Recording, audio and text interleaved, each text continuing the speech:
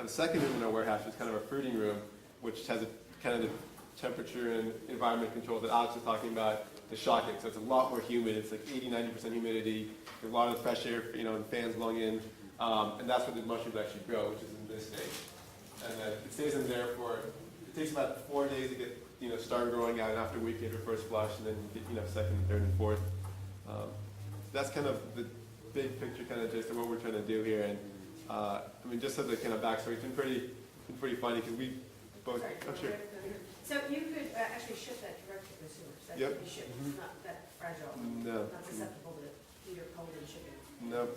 No, it's in their own little closed system here. You look at these bags, just special order. And we actually, through this company called Unicorn Bags, that actually has donated thousands and thousands of bags for us just because, we really like the project as well. So we're kind of doing a little bit of research for him. So he's just a really, really nice guy. He's just donating this stuff to us. But this is a full, you can really pasteurize this bag. It's very, very, strong, and you can melt it, you can do anything, or you can heat it and it won't melt. And then it has a patch up top that allows oxygen to come in, CO2 stays in the bag and slowly gets released.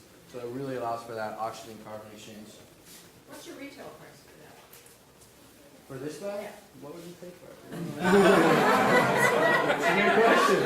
I got a pound of shiitake out of Is that bag is strictly oyster or also? That's oyster mushroom. And that's where you guys would sell these type of kits, right? Yeah. This is similar. Yeah. That's exactly. And you don't cut it at home yourself? Yep. Yeah, it's got little directions up top.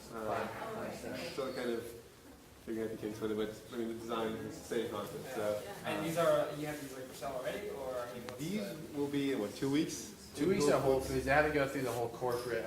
Yeah. This is their scene. Is it fresh produce or is it just a product? So they have to get through. They might have additional insurance to that, but we should. At the local nursery, they want us to having them out next week when we put our compost. They want to have a bag, kit fits perfectly into nurseries also. I'm sorry, you said you are coming out with a bag and a kit that is for retail purposes? Yep. Yes, Okay, yes. okay. If we can order that online, or... Online, I think will probably be realistically a month. I think we're trying to get stores first. And we're just, right now, it's kind of both of us been. It started off with just us two every day in the warehouse planting. You come home and I come home. I was staying at my brother's place for the summer. You come home stinking like coffee every day, and what are you guys doing?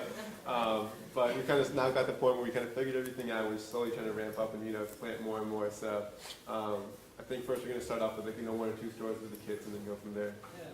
Do you end up creating not to undercut anything that you guys have done, because you're going to be growing things in very moist conditions, is there any chance of cross-contamination or mold that you didn't desire in this? Mold in the warehouse space or in the actual bag? Either place.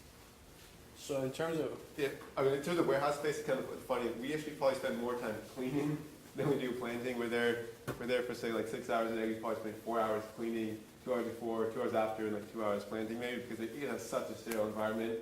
Because like Alex said, you kind of, with the coffee, it's moist and it's perfect environment, and you want your mushrooms, your fungi to grow. And so we, with the whole warehouse, we kind of cleaned every day. So in terms of the warehouse space, we have kind of no fear about that. We spend all day literally cleaning it. In terms of the bags, we kind of are seeing the same contamination rate as most traditional growers, and that kind of 1 to 3%. So once we plant the coffee in this bag, you're saying it's kind of like it's like that race to see who wins. Is it oyster mushroom or is it kind of the mold? And so we go every day, you check your bags, and then you can see the ones that have the mold. You have to check those ones. But once it's gotten after 5 days, if it's kind of you can see the strong growth, it's good to go. And so we see once it's here, all of these kind of fruit. When it's at home, I take it home, I'm going to use the bag to grow more mushrooms.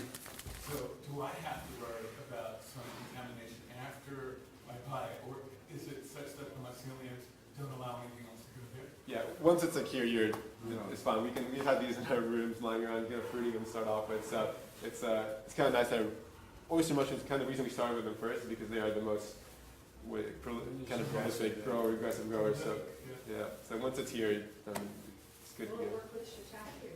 Yep, it does. So we want to start off the oyster kind of just as we figure, kind of get things going. That's the first product that we had kind of demand for from Whole Foods. We, let's get that one out there first.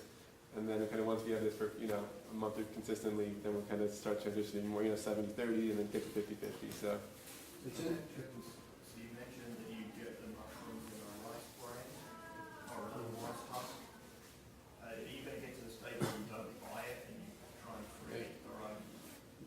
Yeah, I mean, I think that could potentially be the ultimate. I mean, a lot of commercial growers still purchase their spawn because, you know, a lot of this stuff, you know, involves some economies of scale to start producing a large amount of quantity for you to actually become cost effective. But at the same time, especially starting out right now, we don't want to add more variables to our growing methods. So I mean, we're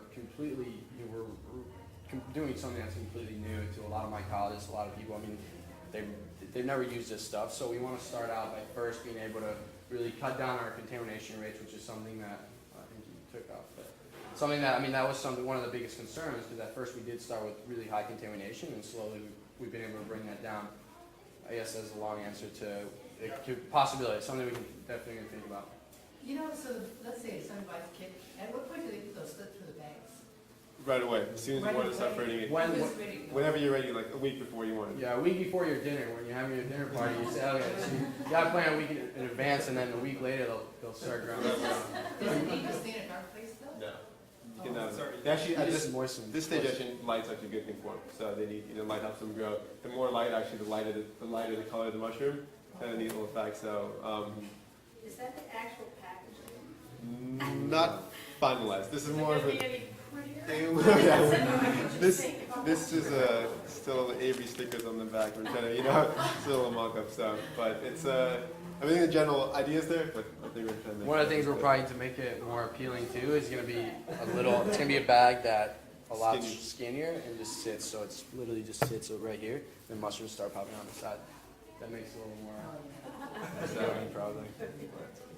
And just kind of, I know, we'll touch upon something too again before. I'm not sure how much time. I know it's almost, we started late, so I apologize. But kind of our vision for Better Ventures in the future, we kind of want to use this, one, as a tool to kind of, I think what we're most passionate about as well is trying to show people that you can create a business and create like a livelihood for yourself and, for people who are working with it, but still kind of take a step back and everyone kind of see this thing as business as bad, nonprofit as good, things like that. We're trying to kind of find that middle ground with this to show that you can create a company that looks out for your local, looks out for your community, is doing good things for it, gives back to it, but at the same time create livelihoods and create jobs and things like that. So it's not this kind of white and black thing, it's just really good gray area that we're trying to, spread the word about, I guess. And the second thing is that, we kind of touched about it earlier, is that this whole thing is a very local model, and then we're trying to expand this. Is every city in America has tons of coffee grounds thrown away. There's some demand for specialty gourmet mushrooms in every city. So what we're working on is to kind of get this here set up in the Bay Area and to kind of translocate it everywhere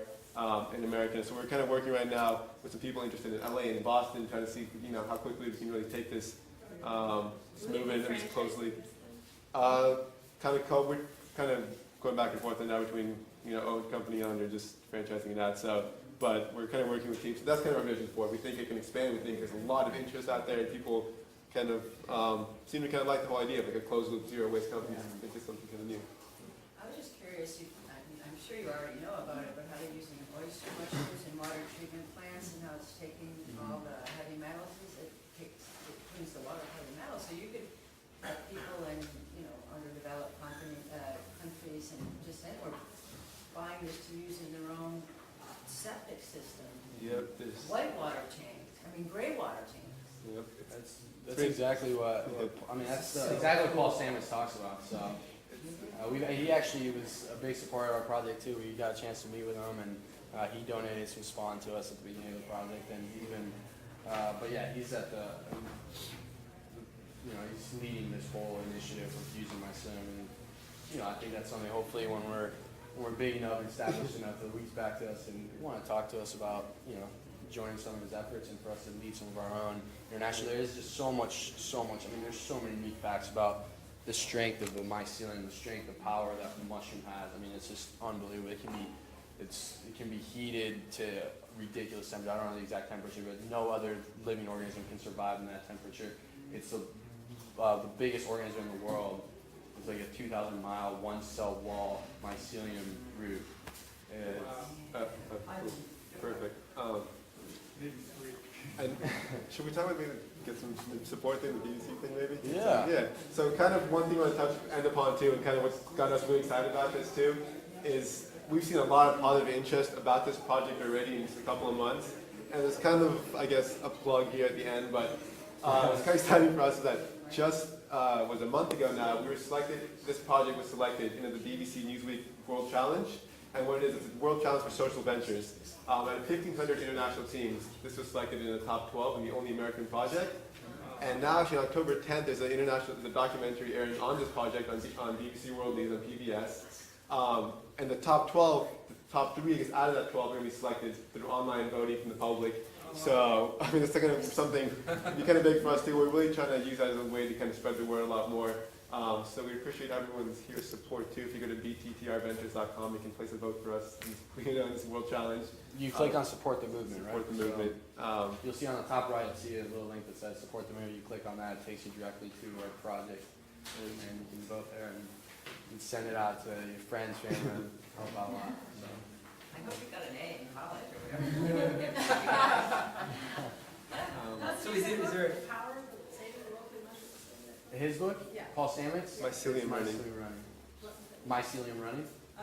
If you research TED speech, Paul Stamets, that one brings up. does the coffee does it add like any subtle flavors to it? I mean, have you compared it to like other oyster mushrooms to see if there's The kind of neat thing is like Alice, I don't know if you hear Shape East side in Berkeley and stuff, like Alice Waters there, and Narcy David, the food critic on CBS. That's kind of our biggest concern right away. We're growing mushrooms and coffee. People aren't going to buy this stuff if it tastes kind of funky and stuff. So the first thing we did, we grew our first ones, and we started taking it around to every single restaurant, every single chef we could find, and they would listen to us. And the neat thing that got us super excited about when we first started, and really made us pursue this, was that we got really, really good reviews. People like, this is the best oyster mushrooms I've had. And so it doesn't taste like coffee. It's just, I think what makes it better is a little bit. Yeah, it could be. I like it. Yeah, but it could be. I mean, we Maybe should it's a go. bad thing then. But. Yeah. Yeah. And I think we are out of time, so Okay. thanks everyone for coming. Sorry we're late, but hope, we do. Thank you very much. Really impressed. Appreciate it. Thank you, thank you. You know, I spoke to doing an MBA program at the Presidio School of Management.